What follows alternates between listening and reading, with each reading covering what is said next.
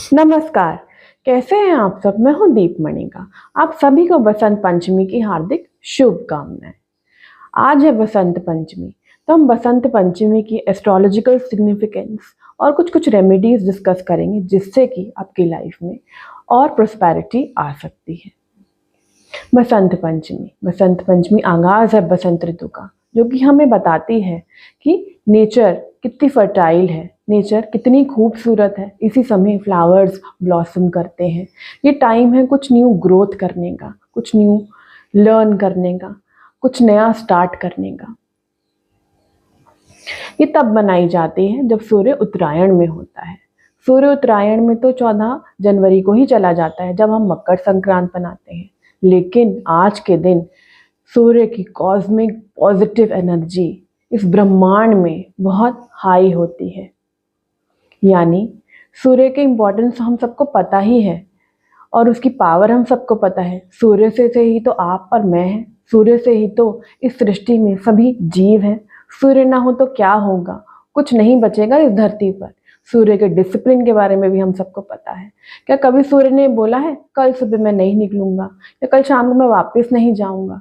तो सूर्य अपने समय पर आता और समय पर जाता है। ये चीज़ तो बहुत ही सीखने वाली है हम सबके लिए सूर्य से। अब आज के दिन सरस्वती माता की पूजा अर्चना की जाती है। पूजा अर्चना अगर आप सरस्वती माँ की करेंगे तो क्या होगा, वो आपको ब्लेस करेंगी अच्छी नॉलेज के लिए, विजडम के लिए, करियर ग्रोथ के लिए, प्रोस्पैरिटी के लिए।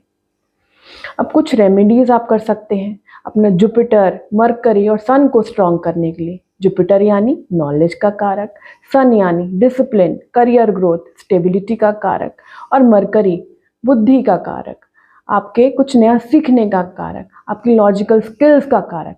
तो अगर ये तीनों मिल जाएं और इसकी एनर्जी, इसकी फोर्स आपकी लाइफ में बढ़ जाए तो सोचिए क्या होगा।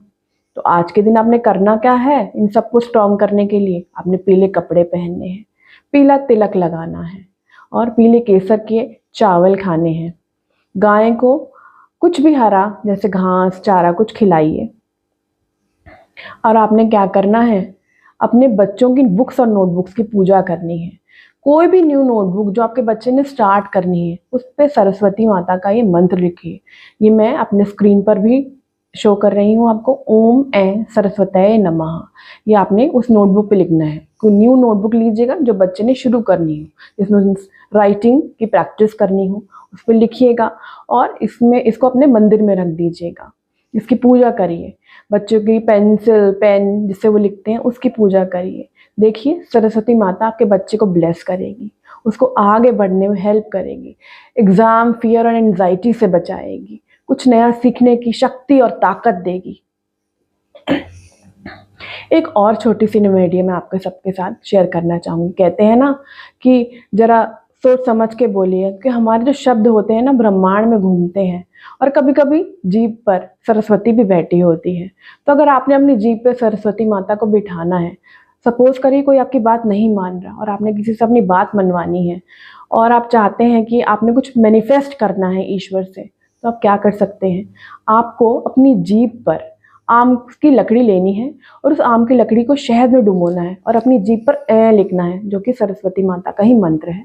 अपनी आप जीभ पर ऐ लिखिए और उसके बाद आपने जिससे भी वो बात करनी है जो आपकी बात नहीं मान रहा, उसको जाके अपनी बात बोलिए, वो पक्का आपकी बात मान लेगा।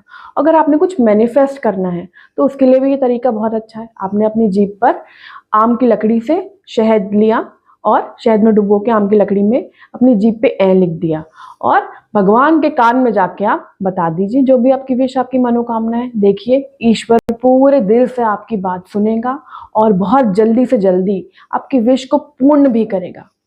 नमस्कार, आज के लिए इतना ही। फिर मिलेंगे कुछ नई रेमेडीज वीडियोस के साथ। आशा करती हूँ आपको मेरी वीडियोस अच्छी लगती होंगी और आपके लिए बहुत हेल्पफुल भी होंगी। ऐसा है तो please do like and subscribe my channel and share my videos.